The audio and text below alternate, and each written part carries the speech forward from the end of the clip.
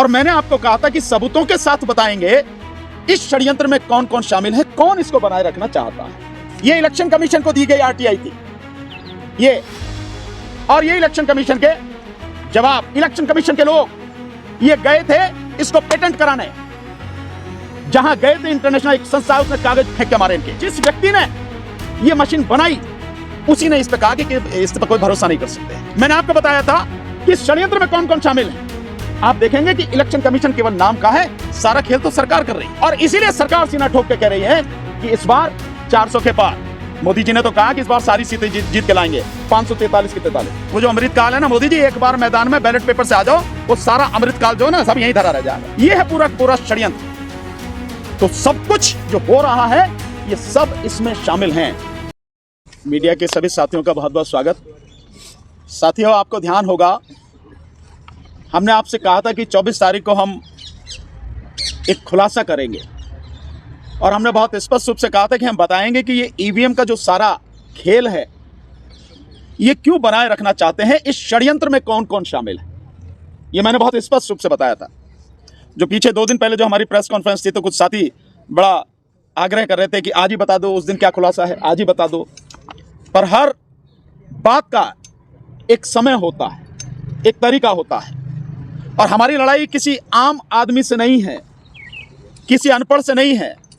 हमारी लड़ाई बहुत पढ़े लिखे लोगों से है और बहुत मजबूत, जिनके हाथ में सत्ता है, जिनके हाथ में सब कुछ है, जो चाहे कर दे, उनसे हमारी लड़ाई है। तो लड़ाई फिर सबूतों के साथ ही लड़ी जा सकती है, कागजों से लड़ी जा सकती है। और मैंने आपको कहा था कि सबूतों के साथ बताएंगे इस षड्यंत्र में कौन कौन शामिल है, कौन इसको बनाए रखना चाहता है। हमारे साथी हैं, उन्होंने ये आरटीआई लगाई, 3 आरटीआई, और ये आरटीआई उन्होंने लगाई, एक तो इलेक्शन कमीशन ऑफ इंडिया को, एक आरटीआई उन्होंने लगाई बीईएल को, भारत इलेक्ट्रॉनिक्स लिमिटेड, और दूसरी आरटीआई, तीसरी जो लगाई उन्होंने, वो लगाई ECIL, electronic corporation of India limited, जो हैदराबाद में है, बीएल बेंगलोर में। तो उसमें बहुत सारी चीजें पूछी गई। जो टाइमर वाली बात अभी हमारे साथी राजन पाल गौतम जी ने बताई है। साथ में यह भी पूछा गया कि जो वीवीपैट है, जो ईवीएम कंट्रोलिंग यूनिट है, और जो बैलेट यूनिट है, इनकी पावर की जो इनकी कनेक्टिविटी है, इनकी केमिस्ट्री है, वो क्या है। इस तरह के बहुत सवाल पूछे गए।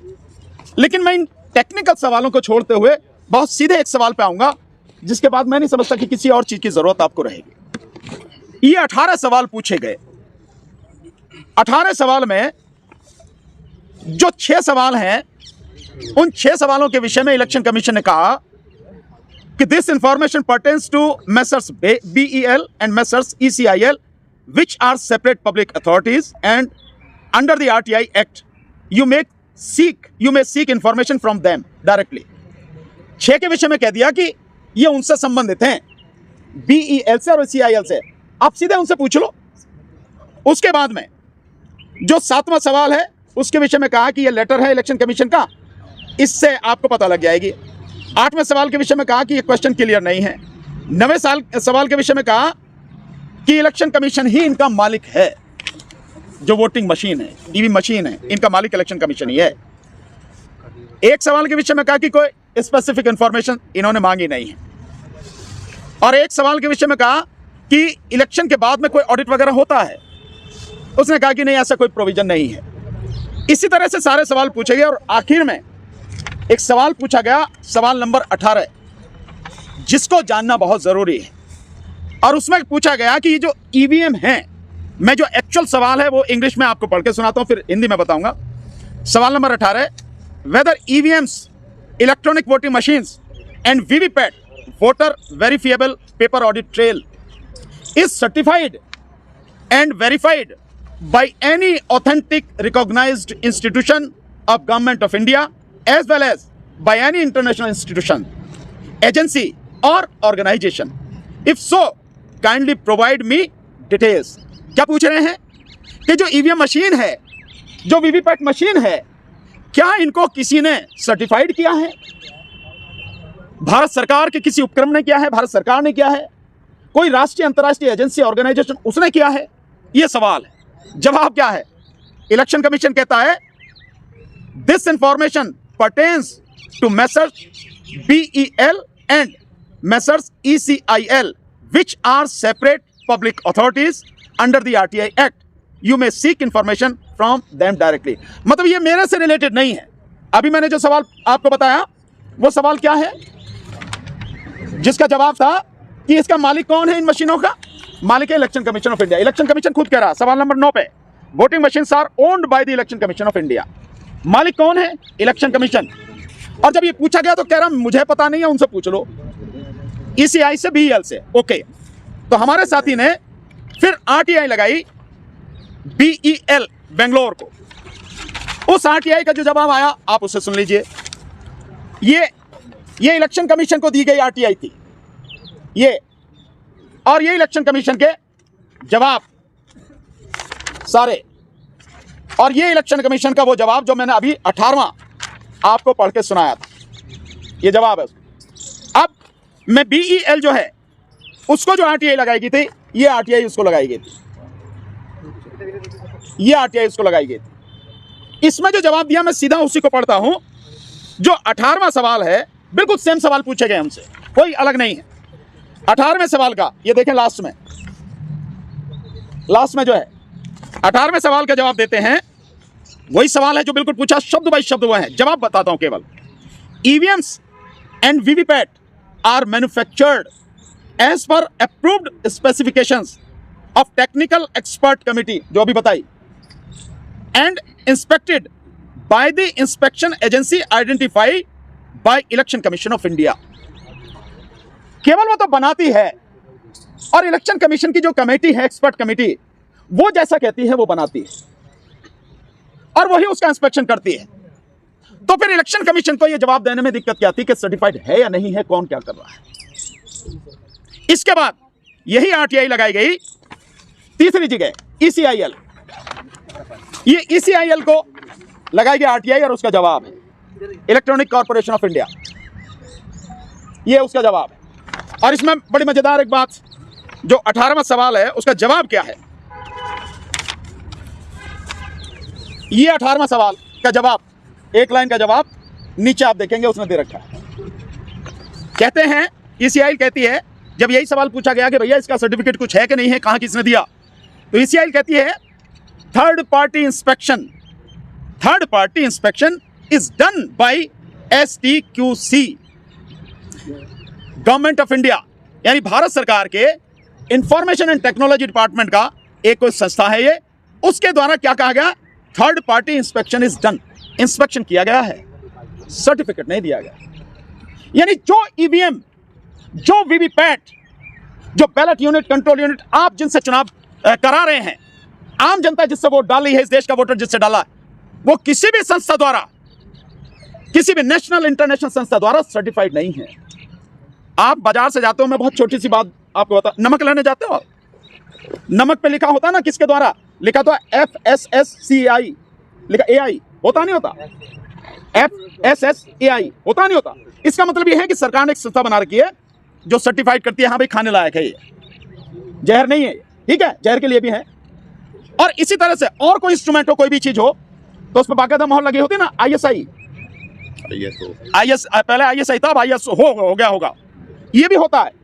मतलब कोई भी चीज बनेगी, वो चीज उसके कोई स्टैंडर्ड, कोई मानक नियुक्त किया जाएंगे, निश्चित किए जाएंगे। इलेक्ट्रॉनिक का BIS है, इलेक्ट्रॉनिक्स का BIS है, जो इलेक्ट्रॉनिक आइटम्स है उनका BIS है। कहीं से है, आपने तीनों को मैंने पढ़ के सुना दिया आपको। जो इलेक्शन कमीशन क्या है उसने कह दिया उन दोनों से ले लो भैया, और दोनों ने कहा कि भैया वो तो जो कमेटी भी कहती है हम तो वही बना देते हैं, और तीसरे ने कहा कि भैया उससे जो है वो इंस्पेक्शन करके गई, सर्टिफिकेट नहीं है। मतलब जिस प्रणाली से आप चुनाव कर रहे हैं इस देश के मतदाता के साथ में, इससे बड़ा धोखा और क्या होगा। कोई सर्टिफिकेट नहीं है। और मैं आपको बता रहा हूं, इलेक्शन कमीशन के लोग ये गए थे इसको पेटेंट कराने, जहां गए थे इंटरनेशनल एक संस्था है, उसने कागज फेंक के मारे इनके। किस बात का पेटेंट करा रहे हो? क्योंकि जिस व्यक्ति ने ये मशीन बनाई उसी ने इस पे कहा कि इस पर कोई भरोसा नहीं कर सकते। और कोई भी चीज बना रहा है, चाहे आप ये मोबाइल है, चाहे आपका ये कैमरा है, ये कुछ भी है, कोई तो व्यक्ति बना रहा है ना। जो बनाने वाला है उसके विषय में पता होनी चाहिए सबसे ज्यादा। अगर उसके विषय में कोई भी ऑथेंटिसिटी दे सकता है, ऑथेंटिक बात कह सकता है, कोई सर्टिफाइड कर सकता है, तो वो व्यक्ति होगा ना कि ये कैसे करती है, क्या काम करती है। किसी व्यक्ति के विषय में आपको पता नहीं है, कौन सॉफ्टवेयर बना रहा है, कौन क्या कर रहा है, कोई सर्टिफिकेट नहीं है। यह है इलेक्शन कमीशन की बेईमानी, मैं इसे सीधे शब्दों में बेईमानी बोलता हूं। और यह है इलेक्शन कमीशन का इस देश के लोगों को, मतदाताओं को धोखा, 100 करोड़ मतदाताओं को, 140 करोड़ नागरिकों की पीठ में छुरा भोंकना, यह है उसका काम। और अब और मजेदार बात, मैंने आपको बताया था कि इस षड्यंत्र में कौन कौन शामिल हैं। आप देखेंगे कि इलेक्शन कमीशन केवल नाम का है, सारा खेल तो सरकार कर रही है। कैसे कर रही है? ये जो मैंने आपको ECIL की जो RTI दिखाई, इसमें शुरू में ऊपर देखो, बिल्कुल ऊपर, यहां पे बिल्कुल ऊपर लिखा है electronic corporation of India, Bharat सरकार का उद्यम, यानी ये भारत सरकार की कंपनी है। ये इलेक्शन कमीशन के हाथ में इंडिपेंडेंट नहीं है। जिस देश में आज की तारीख में पिछले 10 साल से एक व्यक्ति ने पूरी सरकार को, हर डिपार्टमेंट को अपनी मुट्ठी में रखा हुआ है, ये उसका काम नहीं करेगा। तो इसका मतलब साफ है कि केवल कहने के लिए इलेक्शन कमीशन है, सारा काम सरकार कर रही है। बैलेट पेपर छापने के लिए मात्र आपको 8 से 10 दिन चाहिए।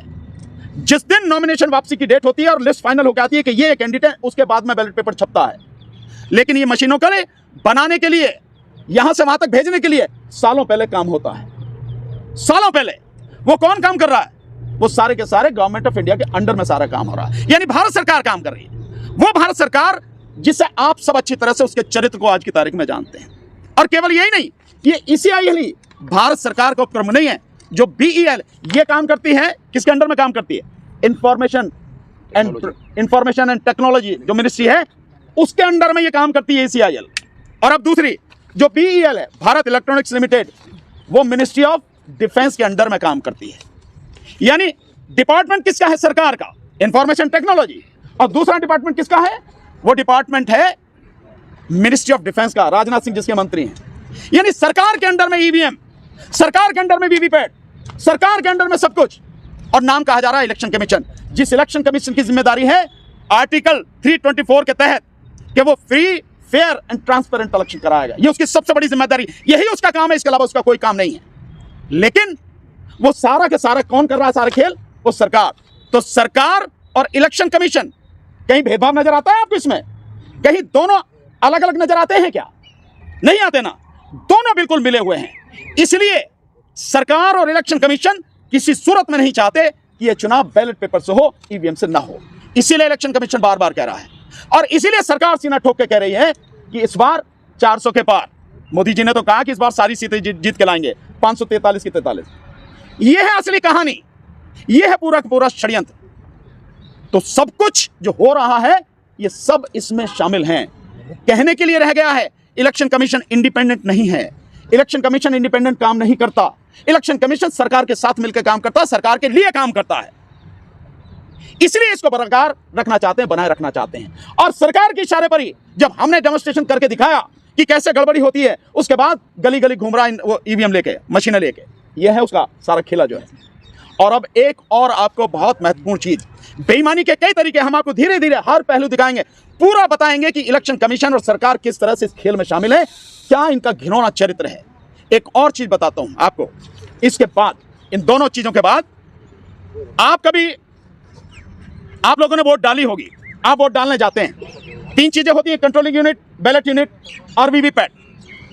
इन तीनों के बिल्कुल अपने अलग नंबर हैं, यूनिक आइडेंटिफिकेशन नंबर होता है तीनों का, हर मशीन का बिल्कुल अलग होता है। और लास्ट में जब चुनाव, जहां पोलिंग खत्म हो जाता है, तो प्रिजाइडिंग ऑफिसर जो होता है, उस प्रिजाइडिंग ऑफिसर की जिम्मेदारी है कि ये इंफॉर्मेशन जो भी एजेंट होते हैं, पोलिंग एजेंट पार्टियों के, उनको दे। क्या इंफॉर्मेशन? वो क्या देता है आपको? वो देता है आपको, इतने इस बूथ पे वोट थी, इतनी वोटें पड़ी, इतनी महिलाएं थी, इतने पुरुष, इनकी वोटें पड़ गई, और ये पर्चा बना के आपको दे देता है। इससे क्या होता है? इसके अलावा जो इंफॉर्मेशन चाहिए आपको, वो क्या है? उसे नहीं देता। वो इंफॉर्मेशन कहां होती है? वो इंफॉर्मेशन हर मशीन के पीछे बाकायदा सील लगी हुई होती है। क्या इंफॉर्मेशन होती है?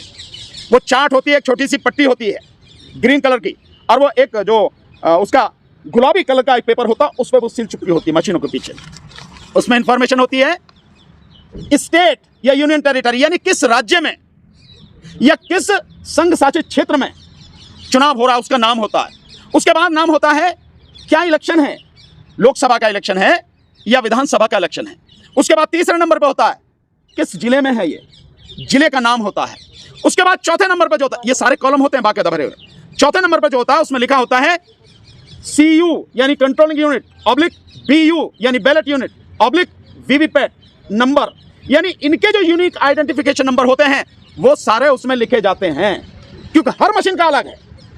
ऐसा नहीं है कि सारी मशीनों का एक नंबर है, हर मशीन का बिल्कुल अलग है, तभी तो पहचान होगी ना कि उस बूथ की मशीन ये है, ये लिखी जाती है। इसके बाद जिले का रनिंग नंबर होता है और इसके बाद उसमें होता है नंबर जो बूथ जो होता है उसका बूथ नंबर होता है, और ये नंबर जो प्रिजाइडिंग वो जो होता है रिटर्निंग ऑफिसर वो अपनी कलम से डालता है, उसके सिग्नेचर होते हैं, जो इंजीनियर उसको ऑपरेट करता है उसके सिग्नेचर होते हैं। ये इंफॉर्मेशन किसी को भी नहीं दी जाती है, किसी को भी, और इसके बाद मशीनें बंद करके ले जाती हैं। आप कैसे वेरीफाई करोगे? जिस समय काउंटिंग होती है, जिस समय काउंटिंग होती है उस समय लाते हैं मशीन। देख लो साहब, ये मशीन है साहब, देख लो, सील लगी है साहब, हाँ सील लगी है, हाँ जी हाँ सील लगी है, अच्छा शुरू करें, हाँ जी करो, बटन दबाया, देखो जब आना शुरू हो गया।